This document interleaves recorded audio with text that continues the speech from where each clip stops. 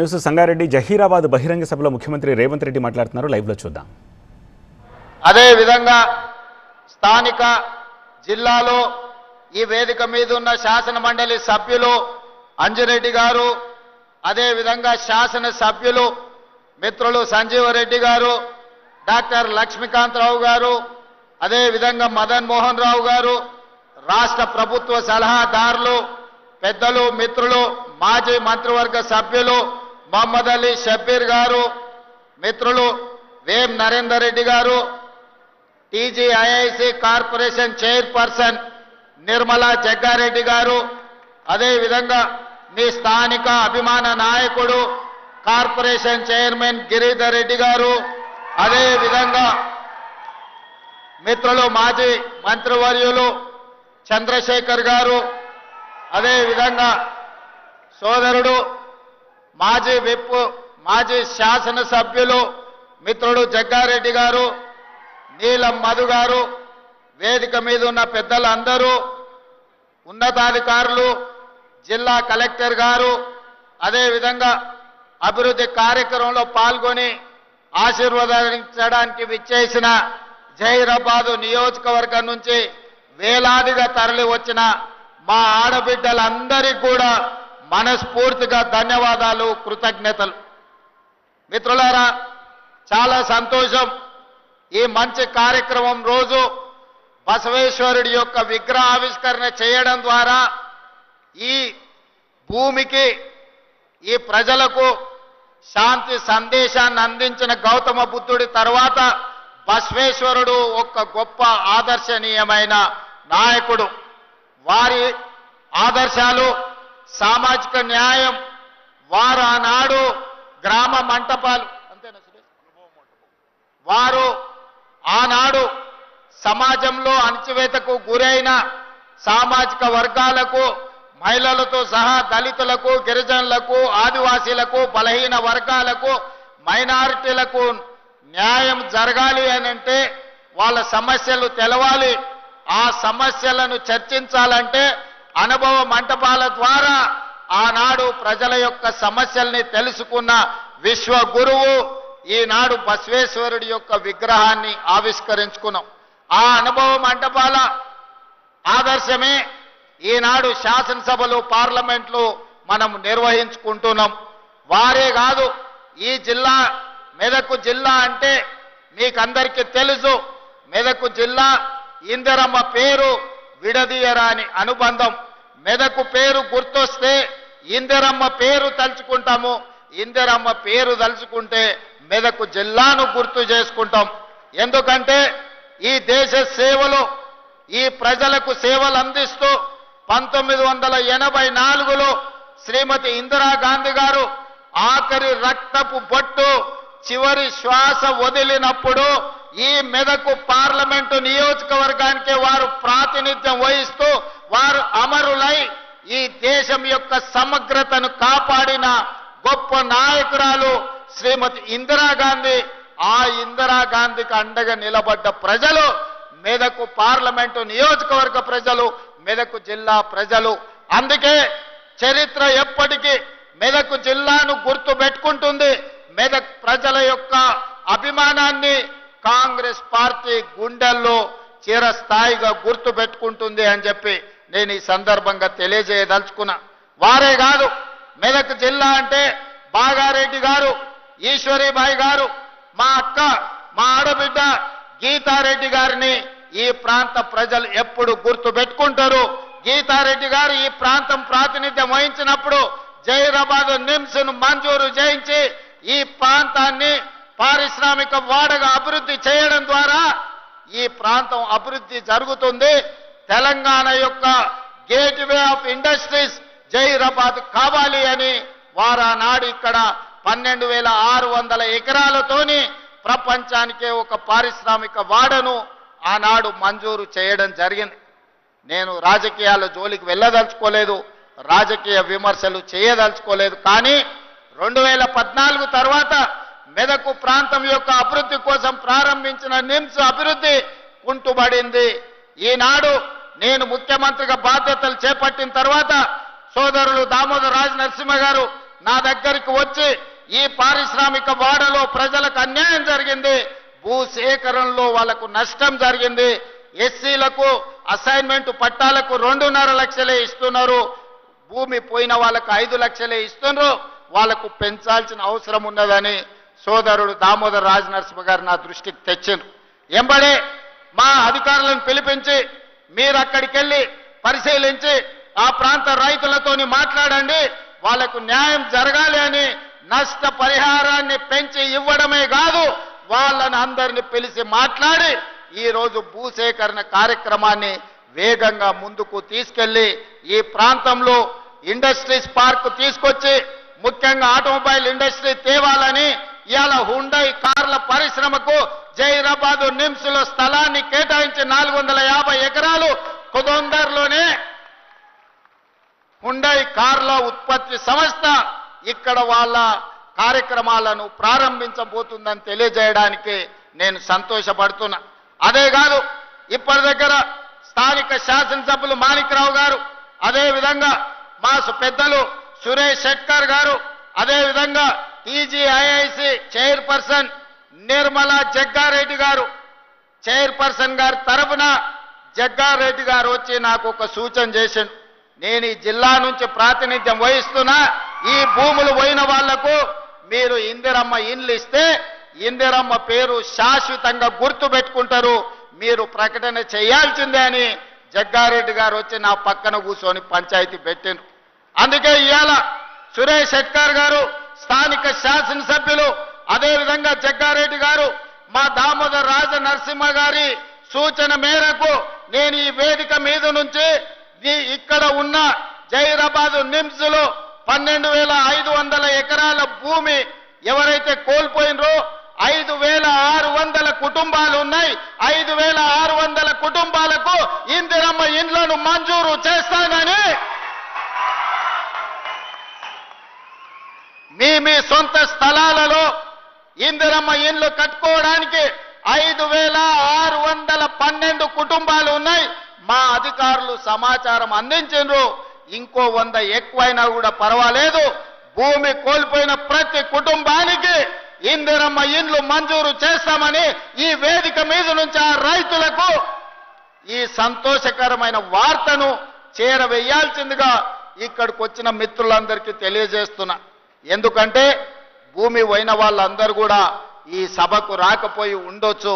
అందుకే స్థానిక పార్లమెంట్ సభ్యులు, స్థానిక శాసనసభ్యులు, అదే విధంగా మా జగ్గారెడ్డి గారికి ప్రత్యేకమైన బాధ్యత ఇస్తున్నా. ఈ 5,612 కుటుంబాలను అందరినీ పిలిచి జగ్గారెడ్డి గారు మంచి భోజనం పెట్టి వాళ్ళ ఇండ్ల పట్టాలు ఇప్పించే బాధ్యత మా జగ్గారెడ్డి గారి మీదనే పెడుతున్నా. వారు వచ్చి ప్రత్యేకంగా ఇక్కడ ఒక ఫంక్షన్ హాల్ తీసుకొని ఆ కుటుంబ సభ్యులందరినీ కూడా పిలిచి వాళ్ళకు ఒక భోజనం, మంచి భోజనం పెట్టి వాళ్ళందరూ కూడా ఇందిరమ్మ ఇండ్ల పట్టాలు ఇచ్చే విధంగా కార్యక్రమాన్ని చేపట్టవలసిందిగా వారికి సూచన చేస్తున్నా. అదే విధంగా కలెక్టర్ గారికి, ఇతర ఉన్నతాధికారులందరికీ కూడా ఆదేశాలు ఇస్తున్నా. భూమి కోల్పోయిన వాళ్ళందరికీ కూడా ఇందిరమ్మ ఇండ్లు మంజూరు చేయడానికి అవసరమైన కార్యాచరణను మొత్తం సిద్ధం చేయండి అని చెప్పి నేను ఈ సందర్భంగా వారికి ఆదేశాలు ఇస్తున్నా. అదేవిధంగా జహీరాబాద్ మున్సిపాలిటీకి సంబంధించి జహీరాబాద్లో జరగాల్సిన అభివృద్ధి కార్యక్రమాల గురించి సురేష్ శెట్కర్ గారు చెప్పిండ్రు, దామోదర్ రాజ నరసింహ గారు చెప్పిండ్రు, అదేవిధంగా శాసనసభ్యులు చెప్పిండ్రు. తప్పకుండా దానికి సంబంధించి ఒక ప్రత్యేకమైన సమీక్ష చేసి ఏమేమి ఇవ్వగలుగుతామో మున్సిపాలిటీలో, అదే డ్రైనేజ్ వ్యవస్థ కావచ్చు, సీసీ రోడ్లు కావచ్చు, తాగునీటి సమస్య కావచ్చు, ఏమి నిధులు అవసరం అవుతాయో అధికారులందరినీ కూడా పిలిచి సమీక్ష చేసి జహీరాబాద్ నియోజకవర్గానికి అవసరమైన నిధులను మంజూరు చేయడానికి నాకు ఎలాంటి అభ్యంతరం లేదు. ఎన్నికలు వచ్చినప్పుడే రాజకీయాలు, ఎన్నికల తర్వాత అందరిని కలుపుకొని అభివృద్ధి చేయడమే నా బాధ్యత. తప్పకుండా జహీరాబాద్ నియోజకవర్గ అభివృద్ధిని నేను మీకు మంజూరు చేస్తా. మాజీ మంత్రివర్యులు చంద్రశేఖర్ గారు కూడా 4-5 సార్లు నా దగ్గరికి వచ్చి అడిగిండు, అన్నా గెలిచినా ఓడినా నాకు బాధ లేదు, ఓడిన బాధ ఉన్నా ఓట్లేసిన ప్రజలకు నేను అభివృద్ధి చేయాల్సిన అవసరం ఉంది, జహీరాబాద్కు మీరు నిధులు ఇవ్వండి అని వారు చాలా సార్లు నాకు విజ్ఞప్తి చేసిండ్రు. తప్పకుండా నిధులు మంజూరు చేస్తానని చెప్పి ఈ వేదిక మీద నుంచి వారికి నేను విజ్ఞప్తి చేస్తున్నా. అదేవిధంగా నారాయణ ఖేడ్కు సంబంధించి మిత్రుడు డాక్టర్ సంజీవరెడ్డి గారు పెద్ద చిట్టే తీసుకొచ్చిండు. వాస్తవంగా వారు మాట్లాడాల్సిన అవసరం ఉండే ఈ వేదిక మీద, కానీ నాకు రేపు ప్రధానమంత్రి గారితో నీతి ఆయోగ్ సమావేశం ఉన్నది. విమానాలు కొన్ని రద్దవుతున్నాయి, నేను తొందరగా ఢిల్లీ చేరుకునేది ఉన్నది కాబట్టి వారికి మాట్లాడే అవకాశం రాలేదు. కానీ వారి విజ్ఞప్తి చేసిన టూరిజం, ఎకో టూరిజంకి సంబంధించి కానీ, అదేవిధంగా బసవేశ్వర సంగమేశ్వర సాగునీటి ప్రాజెక్టు విషయంలో కానీ, అదేవిధంగా వారు 150 ఎకరాల భూమిని కేటాయించడం, ఏదైనా ఇండస్ట్రీస్ మా నియోజకవర్గానికి తీసుకురావాలి అని వారు అడగడం జరిగింది. ఇదే కాకుండా చెక్ డ్యామ్ గురించి కూడా వారు నా దృష్టికి తీసుకొచ్చిండ్రు. తప్పకుండా నారాయణ ఖేడ్ శాసనసభ నియోజకవర్గానికి ఒక పక్కన సురేష్ శెట్కర్ గారు, ఇంకొక పక్కన డాక్టర్ సంజీవరెడ్డి గారు 2 కళ్ళలాగా అభివృద్ధిని చెయ్యాలనుకుంటున్నారు. వాళ్ళిద్దరు నాకు అత్యంత ఆప్తులు. తప్పకుండా నారాయణ ఖేడ్ అభివృద్ధి కోసం ప్రత్యేకంగా ఒక సమీక్ష తీసుకొని సంజీవరెడ్డి గారు నాకు దృష్టికి తీసుకొచ్చిన నిధులను మంజూరు చేయడానికి, అనుమతులు ఇవ్వడానికి కూడా సంపూర్ణంగా ప్రయత్నం చేస్తా అని చెప్పి నేను వారికి విజ్ఞప్తి చేస్తున్నా. అదేవిధంగా దామోదర్ రాజనరసింహ గారు నా దృష్టికి తెచ్చిన 2 నేషనల్ హైవేలని, అండర్ పాస్ల గురించి 2 నేషనల్ హైవేల మీద యాక్సిడెంట్ అవ్వడం, లేకపోతే ప్రజలు చచ్చిపోవడం కూడా వారు ఇప్పుడు దృష్టికి తీసుకొచ్చారు. తప్పకుండా ఈ నేషనల్ హైవేస్ లో ఉండే అండర్ పాస్ల విషయంలో కేంద్ర ప్రభుత్వంతో మాట్లాడి నిధులు తీసుకొచ్చి తప్పకుండా ఈ ప్రాంత అభివృద్ధి కోసం నా వంతు సహకారాన్ని మీకు అందిస్తానని చెప్పి నేను విజ్ఞప్తి చేస్తున్నా. అదేవిధంగా లక్ష్మీకాంతరావు గారి వేదిక మీద ఉన్నారు, మదన్ మోహన్ రావు గారు ఉన్నారు, అంజిరెడ్డి గారు కూడా కొన్ని విషయాలను నాకు రిప్రజెంట్ చేసిన ఎమ్మెల్సీ గారు, వారు నూతనంగా ఎన్నికైనరు. వారికి కూడా ప్రజలకు చెయ్యాలన్న తాపత్రయం, చాలా సంవత్సరాలు వారు ప్రజా జీవితంలో ఉన్నారు. వారికి ఇప్పుడు శాసన మండలి సభ్యుడిగా అవకాశం వచ్చింది. తన వంతు అభివృద్ధి కార్యక్రమాలలో భాగస్వామి కావాలి అని వారు విజ్ఞప్తులు ఇచ్చిండ్రు. తప్పకుండా వాటిని కూడా పరిశీలించి అవసరమైన నిధులను మంజూరు చేయడానికి నేను ప్రయత్నం చేస్తాను. అదేవిధంగా ఈ మెదక్ జిల్లాలో ఈరోజు పటాన్ చెరు పారిశ్రామిక ప్రాంతం ఒక మినీ ఇండియా లాంటిది. ఆ మినీ ఇండియాను ఆనాడు ఇందిరమ్మ మంజూరు చేయబట్టి దేశం నలుమూలలో ఉన్న కార్మికులు ఎవరైనా ఏ ప్రాంతం వారైనా కడుపు చేత పట్టుకొని పటాన్ చెరు ప్రాంతంలో వస్తే బ్రతకడానికి అవకాశాన్ని కల్పించి మీరు ఆదరించిండ్రు. ఒక మినీ ఇండియాకు ఈ మెదక్ ప్రాంతమే ప్రాతినిధ్యం వహిస్తుందన్న సంగతి ఈ సందర్భంగా మనం గుర్తు చేసుకోవాలి. ఈ రోజు ఈ మెదక్ జిల్లాలో బిహెచ్ఎల్ కావచ్చు, బీడీఎల్ కావచ్చు, ఇక్రిసాట్ కావచ్చు, ఈనాడు మనం అభివృద్ధి చేసుకుంటున్న నిమ్స్ కావచ్చు, ఇవన్నీ కూడా కాంగ్రెస్ పార్టీ అధికారంలో ఉన్నప్పుడు, ఇందిరమ్మ ప్రధానమంత్రిగా ఉన్నప్పుడు జరిగిన అభివృద్ధి కార్యక్రమాలే. భవిష్యత్తులో కూడా ఈ అభివృద్ధి కార్యక్రమాలను ముందుకు తీసుకెళ్లే బాధ్యత మా ప్రభుత్వం తీసుకుంటుంది.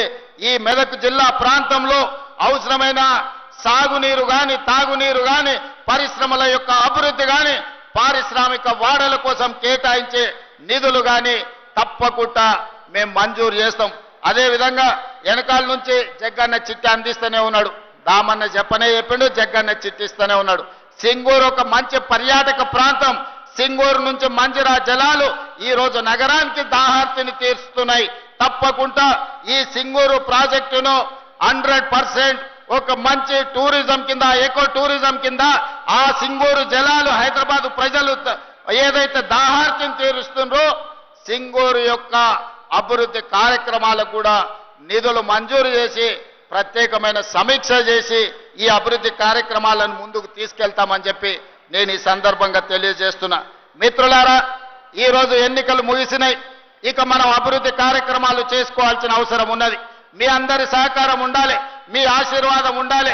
ఈనాడు మీకు అందరికీ తెలుసు, తెలంగాణ రాష్ట్రంలో 25,55,364 రైతు కుటుంబాలకు 20,617 కోట్ల రూపాయలు మొదటి సంవత్సరంలోనే రైతు రుణమాఫీ చేసి రైతులను అప్పుల బాధల నుంచే విముక్తి కలిగించిన ప్రభుత్వం మన ప్రభుత్వం అని చెప్పి రైతులకు ఈ రోజు నేను చెప్పదలుచుకున్నా. ఇదే కాదు, రైతుకు 24 గంటలు ఉచిత విద్యుత్ ఇవ్వడమే కాదు, రైతు భరోసా పథకాన్ని కూడా 10,000 సంవత్సరానికి ఎకరాకుంటే 12,000కు పెంచి రైతు భరోసా పథకాన్ని కూడా ఈ రోజు ప్రజలకు అందుబాటులో తెచ్చినాం. భూమి ఉన్న వాళ్ళకే కాదు, భూమి లేని నిరుపేదలకు కూడా మీకు ఉపాధి హామీ పథకం కార్డు ఉంటే ప్రతి కుటుంబానికి 12,000 రూపాయలు ఇవ్వాలి అని ఈనాడు మన ప్రభుత్వం నిర్ణయం తీసుకున్నది. రైతు లేని పేదలను కూడా ఇవాళ మన ప్రభుత్వం ఆదుకునే ప్రయత్నం చేస్తుంది. ఇదే కాదు, ఒకనాడు మీకు తెలుసు, ఒరేసుకుంటే ఉరేసుకున్నట్టే ఆనాటి నాయకుడు, ఆనాటి ముఖ్యమంత్రి అన్నాడు. ఈనాడు మీ సోదరుడుగా రైతులకు అండగా నిలబడాలని మీరు వరి పండిస్తే చివరి గింజ వరకు కొనడమే కాదు, కనీసం మద్దతు ధరతో పాటు సన్న బియ్యానికి 500 రూపాయల బోనస్ ఇవ్వాలని ఇవాళ రైతులకు బోనస్ ఇచ్చి ఆత్మగౌరవంతో బ్రతికే విధంగా ఈరోజు మన ప్రభుత్వం చర్యలు చేపట్టింది. రైతులకు ఒక్క పక్కన మహిళలు ఇప్పటి దగ్గర మా ఆడబిడ్డలతో చాలాసేపు మాట్లాడినా. ఇవాళ మా ఆడబిడ్డలకు రాష్ట్రంలో ఎక్కడికి వెళ్ళాలన్నా, ఒకనాడు అమ్మగారి ఇంటికి వెళ్ళాలన్నా, అమ్మోరిని దర్శించుకోవాలన్నా ఇంటి ఆయనను బస్సు కిరాయి పైసలు అడిగే పరిస్థితి. మరి ఇవాళ ఆ పక్కన మా అక్కలు చాలా మంది వచ్చారు, వేలాది మంది వచ్చారు. మా ఆడబిడ్డల్ని వెనకాల కూర్చోబెట్టారు. మా వాళ్ళందరూ ముందలుంటే నేను మాట్లాడి తప్పెత్తనం వాళ్ళ చేతికిస్తాను. మా అక్కలు ఏడున్నా మా అక్కల ఆశీర్వాదంతో ఇవాళ మా ఆడబిడ్డలను అడుగుతున్నా, ఆర్టీసీ బస్సులు రాష్ట్రంలో అమ్మగారింటికి వెళ్ళాలన్నా, అమ్మోరిని దర్శించుకోవాలన్నా, మీరు భద్రాచలం రాముల వారి దగ్గరకు పోయినా, యాదగిరిగుట్ట లక్ష్మీ నరసింహస్వామి దగ్గరకు పోయినా బస్సులో ఇవాళ మా ఆడబిడ్డలు ఉచిత ప్రయాణం చేస్తున్నారు. ఇప్పటి వరకు దాదాపుగా ఈ 18 నెలల్లో 5,500 కోట్ల రూపాయలు ఆడబిడ్డల బస్సు ఉచిత ప్రయాణానికి ఈ రోజు నిధులు కేటాయించినమని నేను చెప్తున్నా. అదేవిధంగా సెల్ఫ్ హెల్ప్ గ్రూప్స్, స్వయం సహాయక సంఘాలకు పోయిన సంవత్సరం 20,000 కోట్ల రూపాయలు బ్యాంకు లింకేజ్ ఇచ్చినాం.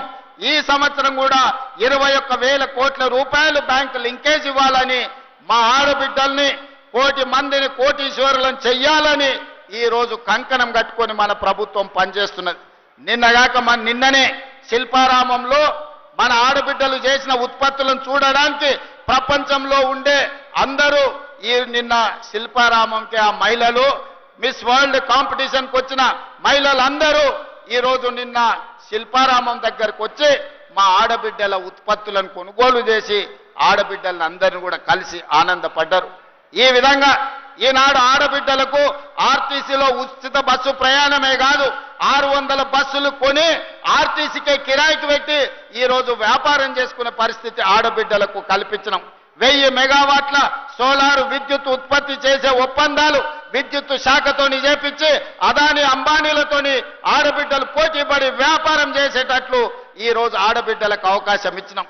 ఈ రోజు అమ్మ ఆదర్శ పాఠశాల పేరు మీద గ్రామీణ ప్రాంతాలలో ఉన్న పాఠశాలలన్నీ కూడా ఆడబిడ్డలే ఈ రోజు వాటిని నడిపించే విధంగా ఆడబిడ్డలకే పాఠశాలల పెత్తనం ఇచ్చినాం. ఇప్పుడు నిత్యావసర వస్తువులు కూడా సరఫరా చేసేది ఆడబిడ్డలకే అందియబోతున్నాం. మా ప్రభుత్వంలో ఇందిరమ్మను ఆదర్శంగా తీసుకొని సోనియమ్మ నాయకత్వంలో ఆడబిడ్డను ఆర్థికంగా నిలబెట్టాలి.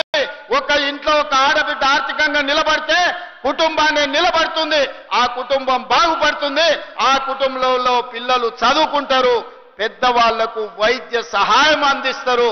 ఆ కుటుంబ ఆత్మ గౌరవాన్ని నిలబెట్టాలంటే ఆడబిడ్డలు ఆర్థికంగా నిలదొక్కుకోవాలి. అందుకే ఇవాళ తెలంగాణ రాష్ట్ర ప్రభుత్వం మీ సోదరుడు మీ రేవంత్ అన్న ఆడబిడ్డలకు మాట ఇస్తున్నాడు. 5 ఏళ్ల లోపల ఆడబిడ్డలను 1,00,00,000 మందిని కోటీశ్వరులను చేసే విధంగా, ఇవాళ వ్యాపారాలలో రాణించే విధంగా, ఇంతకుముందే పెట్రోల్ బంకులు కూడా స్వయం సహాయక సంఘాలు నడుపుకునే విధంగా ఈరోజు మనం ప్రారంభించినాం.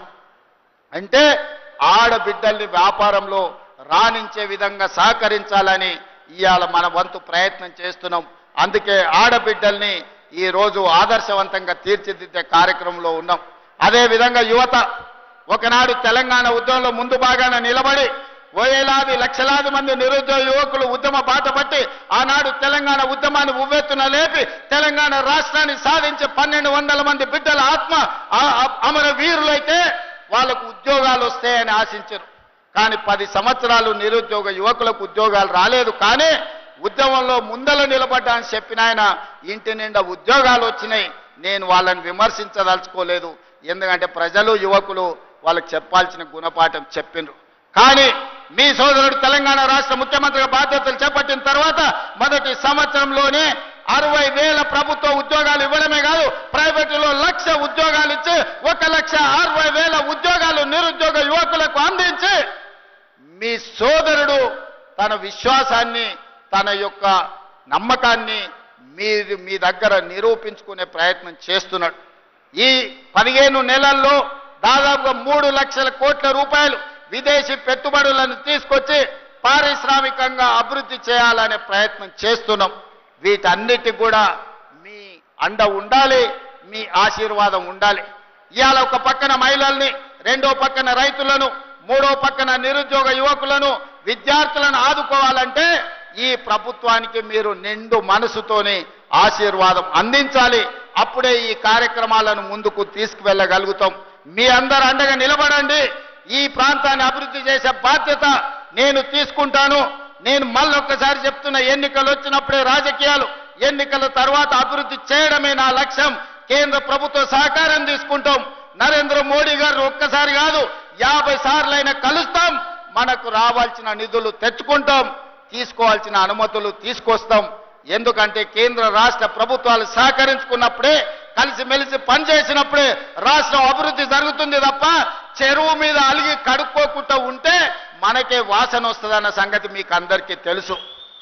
పోయిన ఆయన చెరువు మీద అలిగి ఫామ్ హౌస్లో వండుకుంటే ఏమైందా? ఇవాళ ఇంటికి పోయే పరిస్థితి వచ్చింది. అందుకే అట్లాంటి తప్పులు నేను చెయ్యదలుచుకోలేదు. ఎవరు ఏమనుకున్నా ఎన్నికలు వచ్చినప్పుడు ఎవరితోనైనా కొట్లాడతా.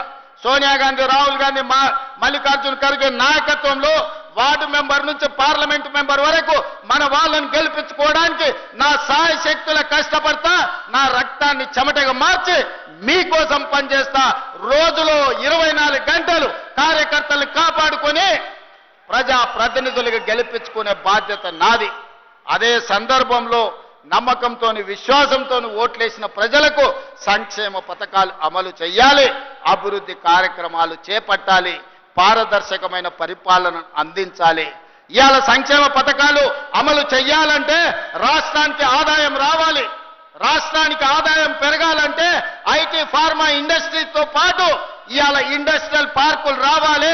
పరిశ్రమలు వచ్చి పెట్టుబడులు పెట్టి మన నిరుద్యోగ యువకులకు ఉద్యోగాలు వచ్చి రాష్ట్ర ఆదాయం పెరిగితే ఆదాయాన్ని పెంచాలి, పేదలకు పంచాలి అనే లక్ష్యంతో ఈ రోజు రాష్ట్రాన్ని ముందుకు నడిపిస్తున్నాం.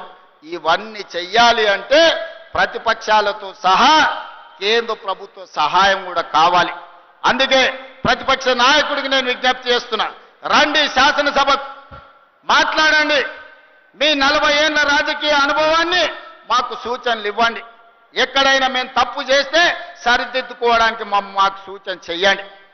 మీరు అధికారం ఉంటే వస్తాను, లేకపోతే నేను పోయి ఫామ్ హౌస్లో పడుకుంటానంటే ప్రజలే ఆలోచించి విచక్షణతోని ప్రజలే నిర్ణయం తీసుకుంటారు. ఇవాళ మేము 10 ఏళ్ళు ప్రతిపక్షంలో ఉన్నాం. ఎమ్మెల్యేగా ఉన్నా, ఎమ్మెల్సీగా ఉన్నా. 20 ఏళ్ల నుంచి నేను జడ్పీటీసీగా పనిచేసిన, ఎమ్మెల్సీగా పనిచేసిన, 2 సార్లు ఎమ్మెల్యేగా పనిచేసిన, ఓసారి ఎంపీగా పనిచేసిన. ఈ 20 ఏళ్లలో ఎన్నడూ నేను అధికారంలో లేను, కానీ ఏ ఒక్క రోజు కూడా సెలవు తీసుకోలే. ప్రతిపక్షంలో ప్రజల తరఫున ప్రశ్నించే గొంతుకలై ఉండాలి. ప్రతిపక్షాలు ప్రజా సమస్యల్ని లేవనెత్తే విధంగా మాట్లాడాలి. ప్రజల పక్షాన నిలబడి ప్రభుత్వాలను అడిగి ఆ ప్రభుత్వాలతోని పనులు చేయించే బాధ్యత తీసుకోవాలి. అప్పుడే రాణిస్తాం. ఏదో ఒక రోజు అధికారంలోకి రావడానికి అవకాశం ఉంటుంది. 20 ఏళ్ళు ప్రతిపక్షంలో నిలబడి జడ్పీటీసీగా, ఎమ్మెల్సీగా, ఎమ్మెల్యేగా, ఎంపీగా, కాంగ్రెస్ పార్టీ అధ్యక్షుడిగా పనిచేసిన కాబట్టి ప్రజలు నిండు మనసుతోని ఆశీర్వదించి 92 లక్షల మంది ఓట్లేసి తెలంగాణ రాష్ట్ర ముఖ్యమంత్రిగా ఈ రోజు బాధ్యత ఇచ్చిండ్రు. ఆ బాధ్యతతోనే ఇవాళ జహీరాబాద్కు వచ్చిన జహీరాబాద్ ప్రజలకు ఆగిపోయిన పనులను పూర్తి చేయాలన్న ఆలోచనతోటి మీ అందరినీ కలిసిన. ఏ రోజు కూడా నేను ముఖ్యమంత్రిగా అహంభావం వ్యక్తం చేయలే. నా దగ్గరికి చిన్నోడు వచ్చినా, పెద్దోడు వచ్చినా, పేదోడు వచ్చినా, ఎవ్వరు వచ్చినా అందరినీ కలిసిన. వాళ్ళ బాధ విన్నా దానికి ఏదైనా చేయగలిగిన సాయం ఉంటే చెయ్యాలన్న ఆలోచనతోనే ముందుకు వెళ్తున్న సోదరులారా, ఇవాళ కూడా మా జహీరాబాద్ సోదరులకు నా విజ్ఞప్తి ఒక్కటే, మీరు అండగా నిలబడండి. అద్భుతాలు చేసి తెలంగాణ అభివృద్ధి పదం వైపు నడిపించి దేశంలోనే నెంబర్ 1 రాష్ట్రంగా $1 ట్రిలియన్ ఎకానమీ కింద మార్చి ప్రపంచంలోనే ఒక్క గొప్ప రాష్ట్రంగా హైదరాబాదు నగరాన్ని టోక్యో, న్యూయార్క్ లాంటి నగరాలతో పోటీ పడే విధంగా అభివృద్ధి చేసే బాధ్యత నేను తీసుకుంటా. రీజనల్ రింగ్ రోడ్ కావచ్చు, మెట్రో రైలు కావచ్చు, మూసీ నది కావచ్చు, భారత్ ఫ్యూచర్ సిటీ కావచ్చు, వీటన్నిటినీ అభివృద్ధి చేసి ప్రజలకు అంకితం చేసే వరకు నిద్రపోను, సెలవు తీసుకోనని తెలియజేస్తూ మీ అందరి దగ్గర సెలవు తీసుకుంటున్న ధన్యవాదాలు మిత్రులారా. అదేవిధంగా ఒక్క నిమిషం సురేష్ అన్న, ఈ ప్రాంత రైతుల గురించి షుగర్ ఫ్యాక్టరీ గతంలో ఉండే 10 లక్షల మెట్రిక్ టన్నులు ఈడ షుగర్ ఉత్పత్తి చేసేది, షుగర్ పరిశ్రమ ఉండాలి అంటున్నాడు. రైతులందరూ కలిసి కోఆపరేటివ్ సొసైటీ ఏర్పాటు చేసుకొని కోఆపరేటివ్ సొసైటీ ఆధ్వర్యంలో మీరు షుగర్ ఫ్యాక్టరీని నడిపించుకుంటామంటే నిమ్స్లోనే మీకు 100 ఎకరాల స్థలాన్ని కేటాయించే బాధ్యత నాది. కేంద్ర ప్రభుత్వం నుంచి నిధులను తెలంగాణ రాష్ట్ర ప్రభుత్వం కూడా అవసరమైన నిధులను ఇచ్చే బాధ్యత నాది. ఈ రోజు కులగణన చేసిన, లేకపోతే ఈ రోజు సామాజిక వర్గాల ఎస్సీ ఉపకులాల వర్గీకరణ చేసిన, ఈ రోజు సమాజంలో ఉన్న రుగ్మతలను తగ్గించాలి, ఈ సమాజంలో అందరినీ సమానంగా అభివృద్ధి చేయాలని ఎస్సీ కులాల వర్గీకరణ చేయడమే కాదు, ఈ రోజు జనగణనలో కులగణన చేసినాం. అదే విధంగా ఇవాళ రైతాంగాన్ని ఆదుకుంటాం. తప్పకుండా కోఆపరేటివ్ సొసైటీలో మీరు షుగర్ ఫ్యాక్టరీ పెట్టుకుంటా అంటే మీకు నిధులు మంజూరు చేసే బాధ్యత నేను తీసుకుంటానని తెలియజేస్తూ మీ అందరి దగ్గర సెలవు తీసుకుంటున్న ధన్యవాదాలు మిత్రులారా.